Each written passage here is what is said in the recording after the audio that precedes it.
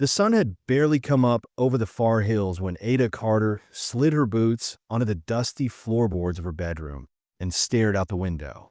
Light filtered through the lace curtain like it was scared to fully enter the room. Her hands, calloused and cracked, gripped the sill as she took in the wide stretch of land she'd fought so hard to keep. 40 acres of dry, half-barren soil that had belonged to her late husband's family for 3 generations. And now, all of it sat just one wrong letter or missed payment away from being taken. Her breath caught. The ranch house was too quiet. Her 2 boys were still asleep. And for a moment, she wished she could join them in that place where reality hadn't yet touched them. But she hadn't been there in a long time. Not since Jonah died. Not since the banks started circling like buzzards, reminding her every other week that a woman couldn't hold a place like this on her own. Especially not a woman without a man's name to back her up. Ada didn't cry much anymore. She didn't have time. But every morning when she stood at that window and counted fence posts, her chest got tight. She'd done everything she could. Sold off the cattle, cut her own firewood, took in laundry from town. But none of it was enough. The ranch was bleeding money, and her boys were growing up too fast, seeing more of her worry than her smile. Her oldest, Caleb, was smart enough to notice when the pantry was low, old enough to hear the tired in her voice when she read to them at night. Her youngest, Luke, was still soft around the eyes, still hopeful. He made little drawings of cows and barns and told her not to worry. He'd fix everything when he got big. She smiled when he said things like that, but deep down, it hurt worse than anything, because he wouldn't have a place to fix at this rate.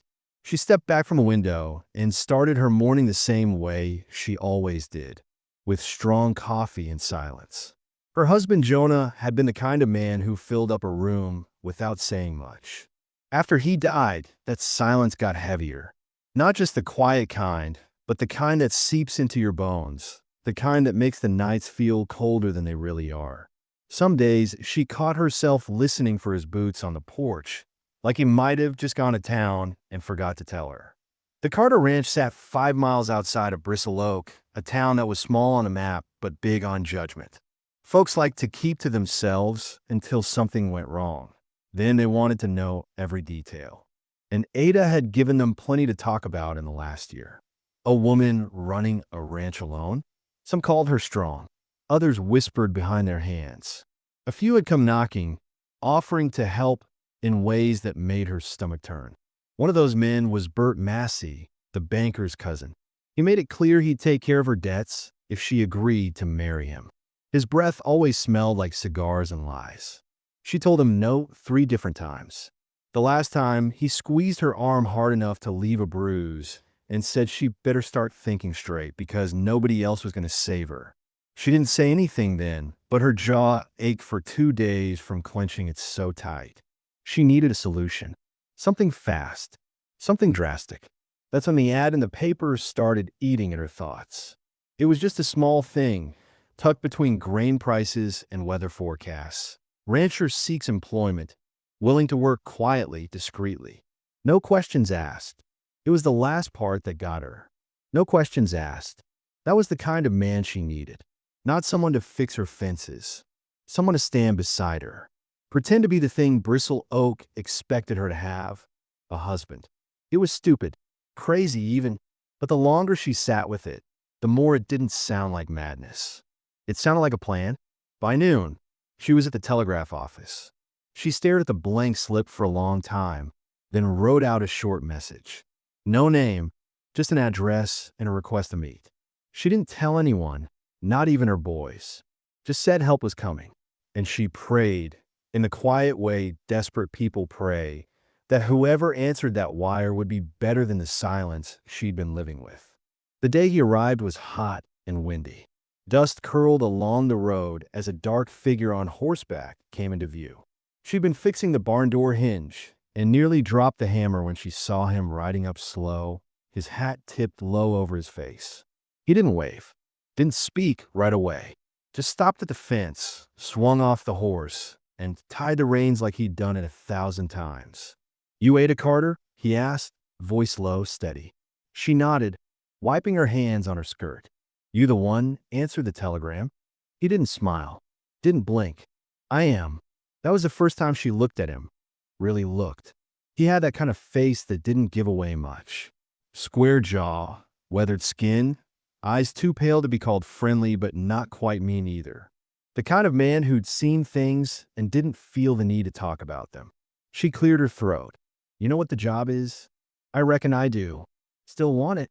"I wouldn't be here if I didn't." There was something final in the way he said it. Like this wasn't just a job. Like it didn't have anywhere else to be. She wondered what kind of past a man like that ran from. Wondered if it was worse than hers. He didn't give a name that day, and she didn't ask. He worked hard, mended the south fence, shoveled out the stables, helped with the boys when they needed a strong arm. And at night, he took his plate outside and ate alone under the stars. She watched him sometimes from the kitchen window, wondering what kind of thoughts kept a man quiet that long. The town noticed him too. People started talking. Ada's new husband, some said.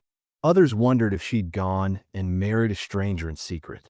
She let them talk, let them believe what they wanted. It was easier that way. She didn't owe them explanations.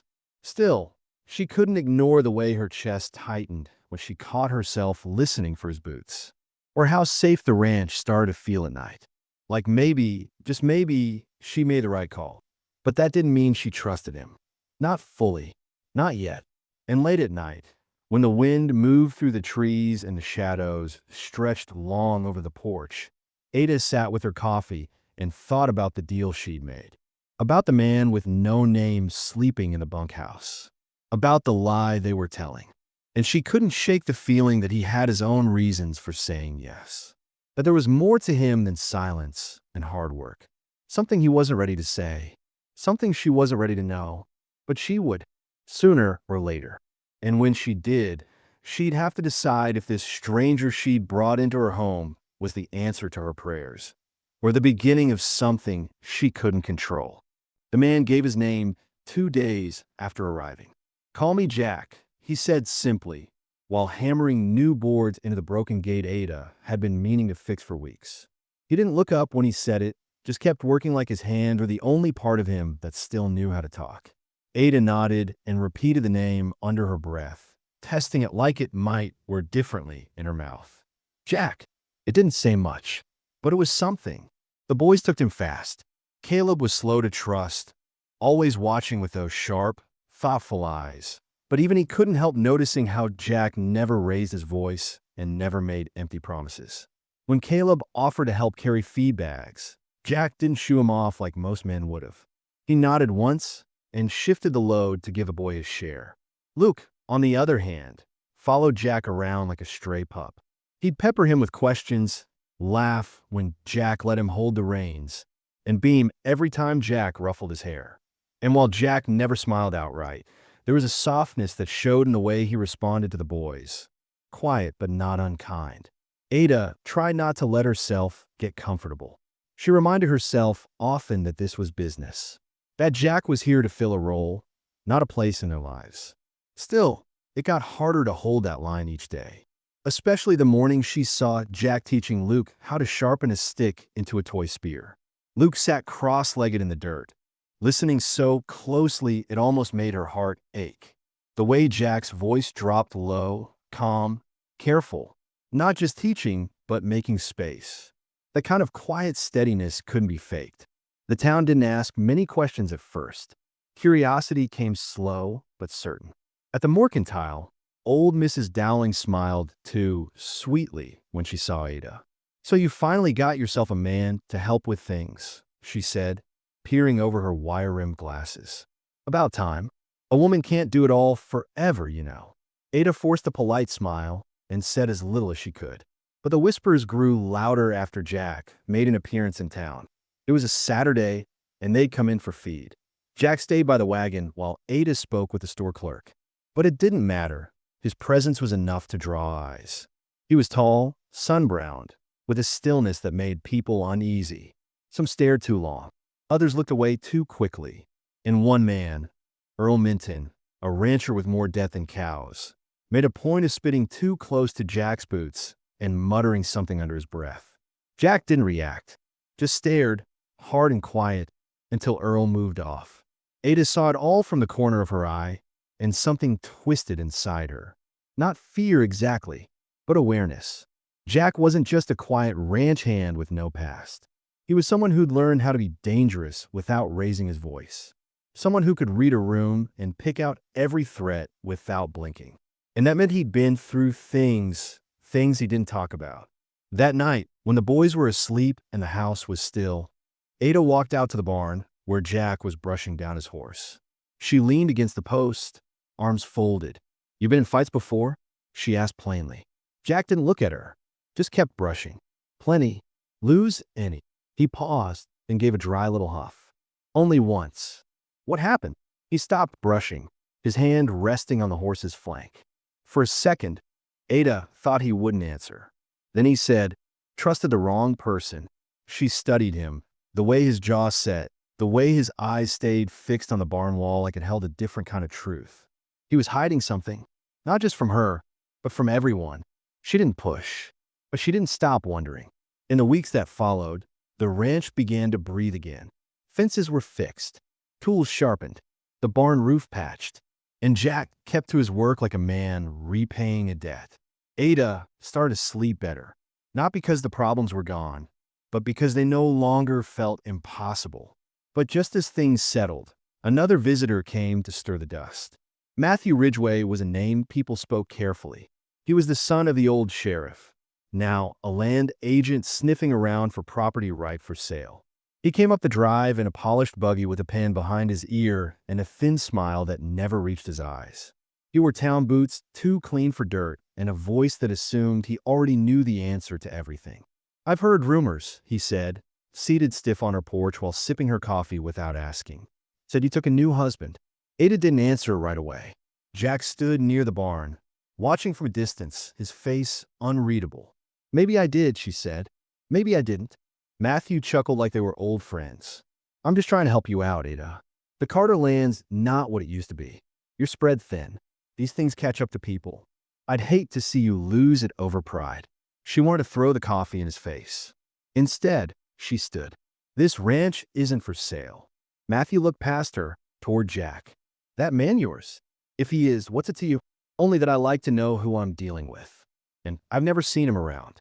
No history, no records. Men without past usually have good reasons for hiding them." She shut the door on him before he could say more. Later, when the sun dipped and Jack brought in the tools, Ada met him at the porch. "Ridgway's sniffing around," she said. "He's not just here for the view." Jack nodded. "I figured. You got something in your past I need to know about." He didn't answer right away. Then, "Yes, but it won't touch you or the boys." "That's not the same as telling me." "No," he agreed. "It's not." The silence stretched. Crickets chirped. Somewhere a coyote howled. "You planning to run?" she asked quietly. "No." "You planning to hurt someone?" "If I have to." That should have scared her. Maybe it did, but it also settled something inside her. Jack wasn't just a shadow with a hammer. He was someone shaped by damage, and maybe that made him dangerous, but also made him real. The next morning, Caleb asked if Jack would teach him how to tie proper knots. Ada watched from the porch as Jack patiently worked through each step. The boy's hands were small and clumsy, but Jack never raised his voice. When Caleb finally got it right, Jack gave a slow nod of approval that made the boy glow. That evening, when Ada passed the bunkhouse, she noticed a small locked box beneath Jack's bed. She didn't touch it, but her mind did, over and over. By now, secrets lived here. They breathed the same air as the cattle and the soil. Ada had brought Jack in to be a fake husband, a name on paper. But things had shifted. They weren't just pretending anymore. Not to the boys. Maybe not even to themselves. And yet, the truth still stood between them like a loaded rifle on the table. Silent. Dangerous. Waiting to go off. It was the end of July when everything started to shift, when the heat sat heavy on the land, and even the air felt tight with something unspoken. Jack had been with them nearly 2 months by then, and though life on the ranch looked steadier from the outside, fences mended, garden coming in, cattle mostly kept, there was an unease stirring under the surface. Ada felt it in the way the horses grew restless at night. in the way Jack's eyes swept the horizon like he was expecting someone, in the way Matthew Ridgway kept showing up uninvited, each visit a little more pointed. The latest came after supper on a Thursday. Ridgway pulled up just as dusk stretched shadows over the yard. He didn't bother with pleasantries this time, just marched right up to the porch, a folded paper in hand. "Surveyor's report," he said, waving it like a warning. "Land's been marked for redirection. Kinda wants to run a new rail spur right through the back pasture." Ada stepped out, arms crossed. "That land's ours. We've got rights. You've got debt," Ridgway corrected, his smile thin, "and unpaid taxes on 2 parcels. The county doesn't care about your pride, Ada. They care about ink on paper. You can't stop progress." Jack appeared behind her, silent as ever, wiping his hands on a rag. Ridgway noticed him, and his mouth curled in a way that meant trouble. "You still playing house with this stranger?" he asked. "Hope you got papers to prove it." Ada's jaw tensed. "He's my husband. That's all anyone needs to know." Ridgway laughed, loud and sharp. "You sure? Because I asked around. No one knows who he is. No birth record, no service number, no trail at all. Funny how a man can work with his hands like he was military, without any country claiming him." Jack didn't move, didn't speak, just stared. Ridgway took a step closer to Ada. "You ought to be careful who you let near your boys." That did it. Jack stepped down from the porch, slow and steady. Ridgway faltered for just a second, enough for Ada to see the fear flicker in his eyes. But then he squared his shoulders. "You lay a hand on me," he said, voice trembling just enough, "and you'll be in a jail cell before sundown." Jack didn't lay a hand on him. He didn't have to. He just stood there until Ridgway stepped back, got into his buggy, and rode off with a few curses trailing behind him. After he was gone, Ada turned to Jack. "He's digging for something. He'll find it," Jack said simply. "It's just a matter of time. You gotta tell me what." He looked at her, and something old and tired passed over his face. "When I can." That night, she sat on the porch long after the lamp had burned down. The boys were asleep. The house was still. Jack passed by once, offered her a second cup of coffee, and didn't ask questions. She didn't speak either. But in her chest, something burned. This wasn't a lie anymore. This was a life. One she had built again, even if she built it on shaky ground. And if it all came down, she'd be damned if she let someone like Ridgway be the one to tip it. 2 days later, the first real sign of trouble came. It was Caleb who found the tracks. 3 sets of horse prints, just past the south fence, leading into the gully that backed up to the old riverbed. Fresh prints, deep, one of them dragging, like a horse was lame or heavy loaded. Jack and Ada rode out before the sun got too high. She saw the way he tracked the marks, sharp and sure. The way his hand rested near his hip, like muscle memory. And when they reached the brush line and found the remains of a small campfire, she saw his jaw tighten. "They're watching," he said. "Boo." He didn't answer. When they got back to the ranch, Jack took his rifle from the bunkhouse wall and oiled it on the porch in full view of the road. A quiet message for whoever might be out there. He started sleeping lighter, too. Sometimes not even in the bunkhouse, but on the porch or near the barn, eyes half open, like a man trained to wait for the worst. Ada tried to keep the boys calm, told them it was just riders passing through. But Caleb was too sharp for that. One night, he came to her room and asked quietly, "Is Mr. Jack dangerous?" She knelt down, met his eyes. "He'd never hurt us." "That's not what I mean. Is he running from something?" She didn't lie. "I think he's trying to put something right." A week passed without another sign. Then the storm came. It rolled in hard, thunder shaking the windows, wind tearing shingles from the barn roof. Lightning hit the pasture and set the dry grass ablaze. Jack was the first one out the door, grabbing buckets, shouting for Ada to stay with the boys. She ignored him, ran into the rain anyway. Together, they beat back the flames until the sky opened and the downpour saved what they couldn't. When it was over, both of them soaked and coughing, Jack looked at her under the silver light and said, "I can't keep lying to you." Ada, heart still thudding, just nodded. "Then don't." He didn't tell her everything, but he told her enough. His real name was Nathan Jack Whitlow, former Union scout turned bounty hunter. He'd made enemies across 3 states, and one of them, a a man he once left for dead during a job gone wrong, had sworn revenge. That man had found him again. And now, by pretending to be a husband on a quiet ranch, Jack had bought them both time. But not forever. "You brought that here," Ada whispered. "I did," he said. "Why?" He didn't blink. "Because I thought maybe this was a place worth stopping for."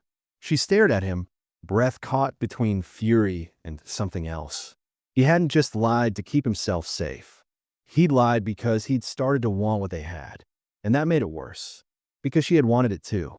The next morning, Ridgway came again. But this time, he didn't come alone. He brought 2 deputies and a man in a black coat with a city badge. Said he was here to investigate a wanted criminal. Said the man's name was Nathan Whitlow. Jack didn't run. He stood tall in the yard, rifle laid across the saddle horn, and waited. The man in the coat stepped forward. "You're accused of unlawful bounty execution, taking justice into your own hands, leaving a man to die without reporting the body." Jack didn't flinch. The man was a murderer, had a woman and child buried under his floorboards. Still not the law's job to hang him. No, it was just the only job left. Ada stood on the porch, both boys clinging to her skirt. The wind had picked up again, dust swirling at the deputy's boots. "You want to arrest him," she said, her voice steady. "You better have more than papers and threats. This man has done more for my family in 2 months than this town's ever done in 5 years." The deputies hesitated. Ridgway fumed, but the man in the coat stepped back. "We're not here to take him unless we have to. But if another body shows up, he's coming with us." That night, Jack packed a saddlebag. Ada found him in the barn, cinching his horse. "You leaving?" He didn't answer right away. "I should. I didn't ask what you should do. I asked what you're doing." He looked at her then, finally really looked. "If I stay, it'll bring danger. And I won't let your boys grow up watching you look over your shoulder every day. They've already had danger. They've already lost their father. What they haven't had is someone who shows up and stays." She was crying now. She didn't care. Jack's throat moved like he was swallowing stone. "You still want me here?" She nodded. "Only if you stop pretending. No more fake names. No more secrets." He reached for her hand, dirt and all, and held it. "No more lies," he said. The twist didn't end there. 3 days later, word came from the next town over. Ridgway had been arrested. Embezzlement, bribes, land theft. Someone had turned in a full stack of letters and ledgers anonymously. Ada never asked Jack if it was him. She just watched as the county stopped their plans to run the rail through her land. As a sheriff's badge passed to a younger man with a clear conscience. As her boys, for the first time in months, started sleeping through the night without checking the windows. Life didn't suddenly get easy, but it got clearer. And Nathan stayed. He still didn't talk much, but his presence filled up the silence like it was always meant to be there. And Ada, scarred and steady, stopped looking out the window each morning in fear. Because whatever storms came next, they'd face them together.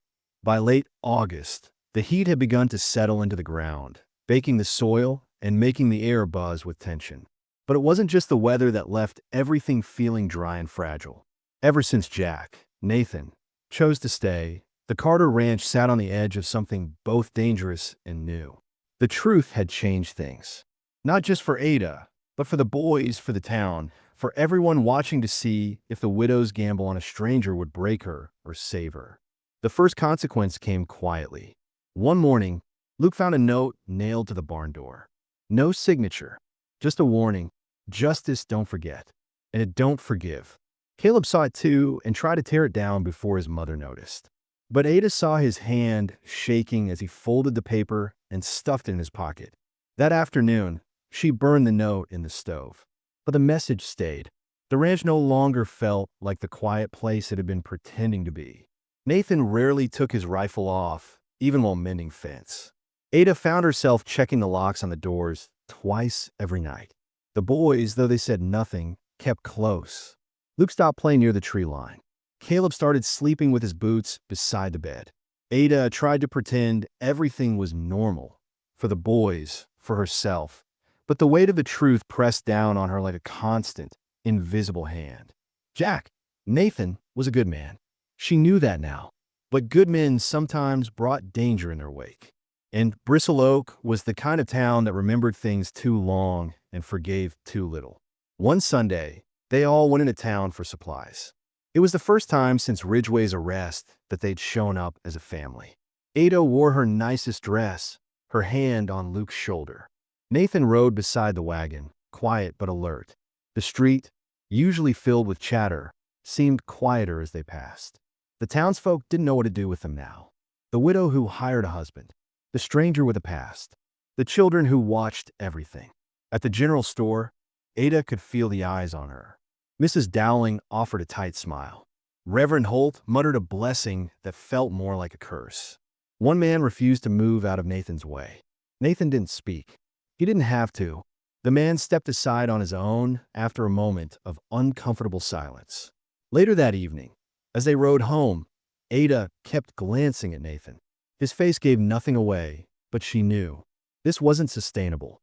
The town might tolerate him now, but fear and pride could rot a place from the inside.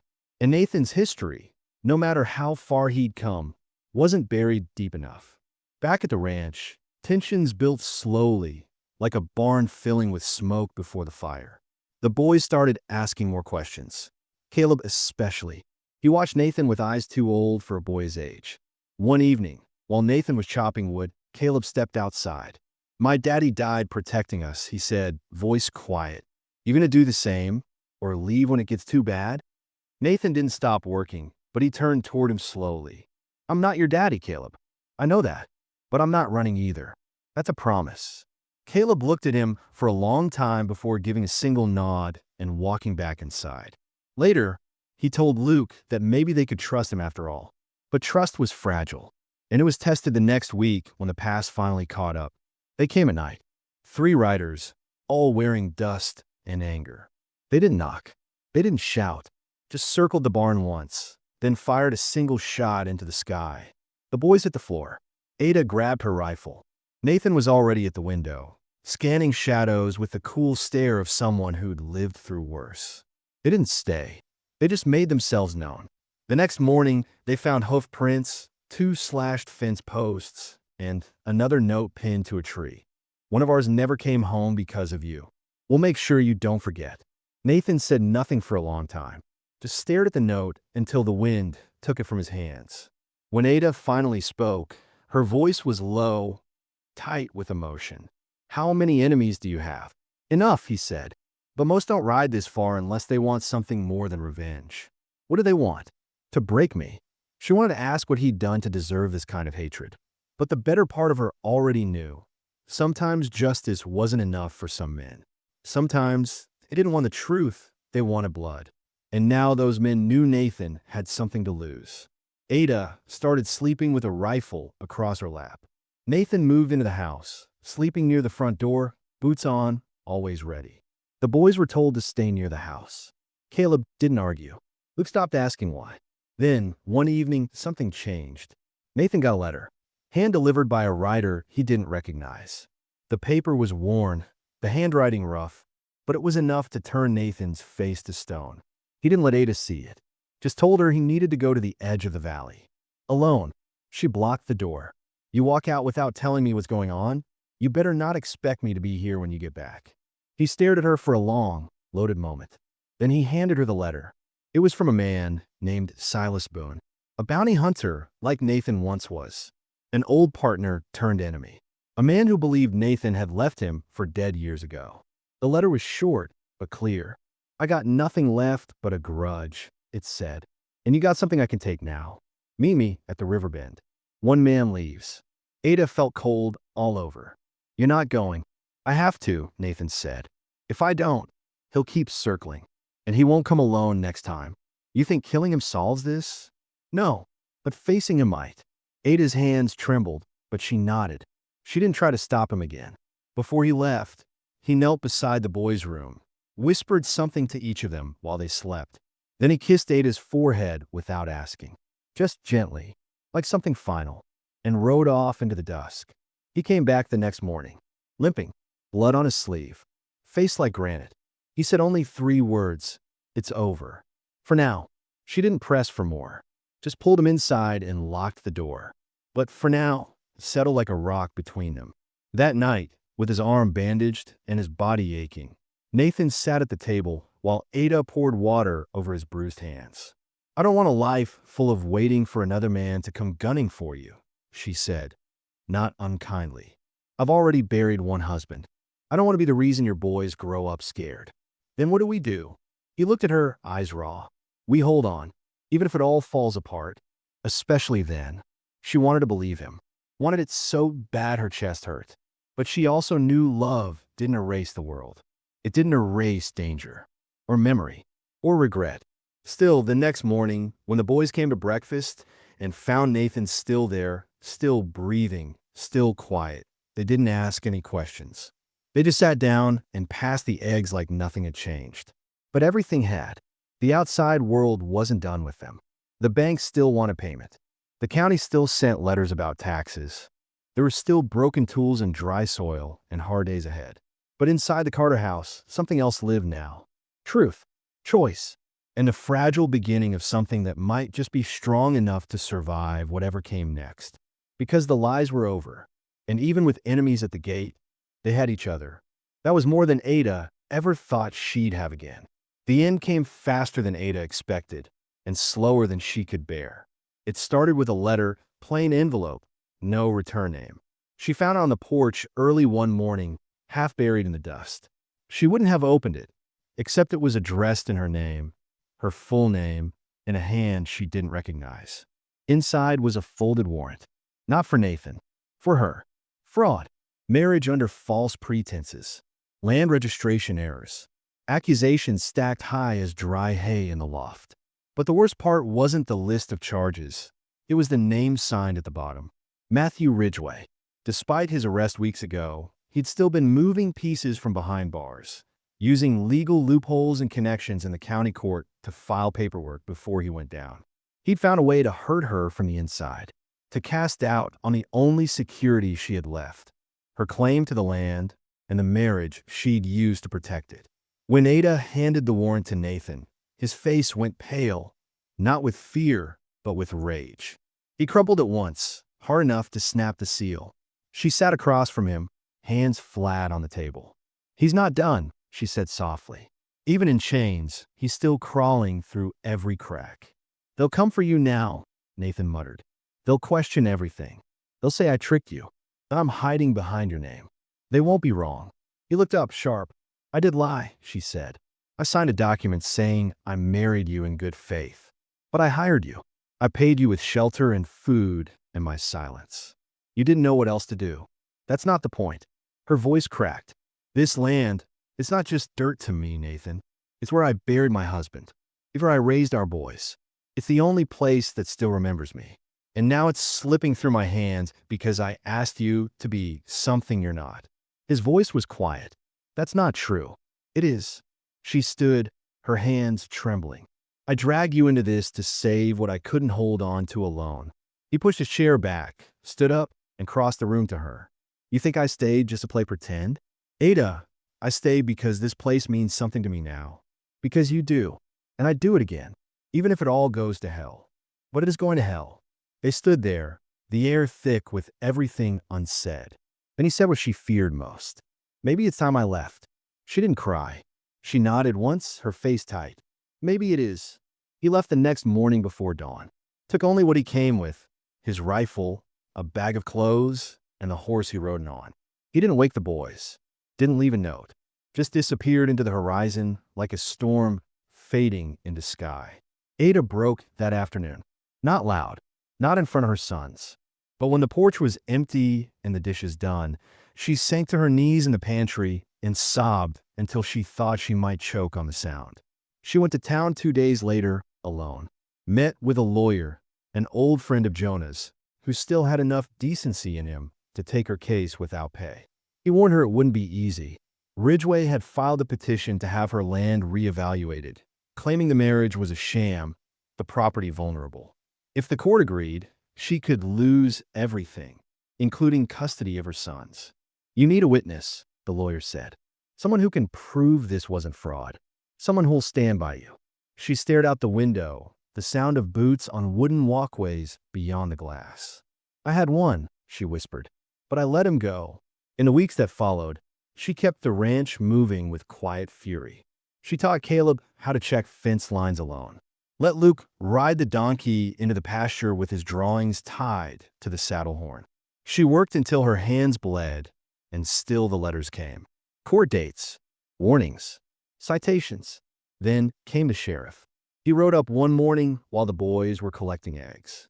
Ada stepped onto the porch, her eyes already braced for what was coming. "You've got a summons," the sheriff said, not unkindly. "Hearings in 2 days. They're sending someone from the state." She nodded. "And if I don't show, you'll be in contempt." She didn't flinch. "I'll be there." The night before the hearing, thunder rolled in across the plains. She sat by the fire, staring at the empty chair where Nathan used to read to the boys, jaw clenched so tight it ached. Then came the knock. She froze. Another knock. Firmer. She crossed the room slowly, every breath tight in her chest. When she opened the door, she nearly dropped the lantern. Nathan stood there, soaked to the bone, mud on his boots, face pale but determined. "I heard," he said. Her throat closed. "I'm sorry," he added, "for leaving, for thinking distance would fix anything." She stepped back without a word, letting him in. He looked older now, like whatever road he'd taken had stripped him of something soft. But his eyes, those steady, pale eyes, held the same thing they had when she first met him. Truth. "I'll testify," he said, "not just that the marriage was real, but that I love you, that I chose this family." Ada stared at him, something fragile cracking wide open in her chest. "That won't save us." "Maybe not," he said, "but it's the only thing I've got that's real." The hearing took place in the dusty old courthouse in town. Word spread fast, and the benches filled up with neighbors, friends, and enemies alike. The judge, a sharp woman with silver hair, looked down at Ada with tired eyes. "The court finds credible suspicion that the marriage between Ada Carter and Nathan Whitlow was conducted for the purpose of land retention. Do you deny this?" Ada stood, hands clasped tight. "I do. Do you have witness testimony to prove otherwise?" She turned, and Nathan stepped forward. He gave his full name, explained how he came to the ranch, how he'd worked, slept outside, stayed when he could have gone. And then he said the words Ada hadn't expected him to say out loud. "She asked me to pose as her husband. That's true, but I didn't fall in love with the land. I fell in love with the woman who refused to let it die, who fought for it every day. I made mistakes, but not this one." The courtroom was silent. The judge leaned forward. "Do you understand that by saying this, you're implicating yourself in falsifying a marriage?" "I do," he said. "And you're still willing to take that risk?" "I already have." The judge nodded slowly. "Court will recess for 1 hour while I consider testimony." Outside, on the courthouse steps, Ada turned to Nathan. "You didn't have to do that." "I did. I don't know what to say. Say you let me stay this time." She nodded, eyes full of tears. "If we get out of this, I don't want to do any of it without you." An hour later, the judge returned. Her words were careful, measured. "In light of testimony, the court recognizes the marriage as valid and removes the petition to void the land deed. However," she added, voice firm, "any further challenge to the legitimacy of ownership will be reviewed under full scrutiny. Do not give the state a reason to question you again." Ada didn't breathe until the gavel fell. They didn't cheer, didn't cry, just held hands as they walked out, hearts pounding. The town didn't change overnight. Whispers still followed them, but fewer now. People saw them together and didn't know where the lie ended and the truth began. It didn't matter anymore. The real part had survived. Back at the ranch, Ada stood at the fence while the sun set, watching Caleb teach Luke how to ride bareback with a rope saddle. Nathan came up behind her, resting a hand on her shoulder. "Still think I was the wrong choice?" he asked. She smiled softly. "No, I think I just didn't know I could ask for more." They stood there in silence, the wind tugging gently at the grass. It hadn't been a clean victory, and it wasn't the kind of love story you put in books. But it was real, and it was earned. And for Ada Carter, that was worth everything. The land was quiet again, not the kind of quiet that comes from fear or waiting, but the kind that settles after a long storm, when everything has been bent and battered and somehow still stands. The Carter ranch bore the marks of every wound it had taken. Fences still weathered, earth still dry in places, the house patched in spots where years had chipped away, but it remained. And so did Ada. The morning after the court ruling, she walked the southern pasture alone. Dew clung to the grass. A soft breeze moved through the cottonwoods, whispering things only women who had survived loss could understand. Jonah's grave lay tucked beneath a shaded grove, simple stones and a wooden cross. Ada knelt beside it, her fingers brushing dirt from the base. "I still miss you," she whispered, "but I stopped waiting for you to come back." She didn't cry, not because she didn't still feel him, but because something inside her had finally shifted. Grief had lived in her bones for so long. She hadn't known where it ended and she began. But now, with Nathan sleeping inside and the boys growing stronger each day, she realized she didn't have to carry it the same way. It would always be part of her, but it wouldn't define her anymore. Nathan met her halfway back to the house, leading a horse with a new saddle she didn't recognize. He handed her the reins with a quiet smile. "For you," he said. Ada raised an eyebrow. "You know I can't be bought." "You already weren't," he said simply. They rode together that day. Nothing special. Just followed the fence lines and checked the cattle, same as always. But there was peace between them now. Not perfect, not free of shadow, but solid. Real. The kind of peace that comes not from getting what you want, but surviving what you never thought you could. The boys were different, too. Caleb had begun to speak like a man, his words slow and careful, like he understood the weight they carried. Luke had started drawing again, this time pictures of the house, of the barn, of a man with a beard working alongside a woman with her hair tied back and two boys running beside them. Ada hung one of them in the kitchen without saying a word. Sometimes, Nathan would disappear for an hour or two, riding to the river, checking traps, fixing what didn't need fixing. Ada never asked where he went, but when he returned, she'd see the way his shoulders softened, like he was finally learning to forgive himself for the years he never spoke of. The irony wasn't lost on Ada. She'd hired a stranger to pretend to be her husband, and somewhere along the way, he'd become more than the man she lost. Not by replacing Jonah, but by being someone she hadn't believed could exist again. Someone who stayed, not because he had to, but because he chose to. Autumn came early that year. The wind cooled, the trees began to turn. And one night, as they sat on the porch watching the last of the lights slip behind the hills, Nathan said, "If I asked you again, without papers, without pretending, what would you say?"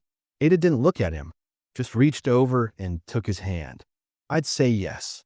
There was no wedding, no new rings, no audience. Just a woman who had clawed her way back from loss, and a man who had carried his guilt across state lines to find a home where he least expected it. Together, they built a life from what was broken. And for the first time in years, Ada Carter slept through the night.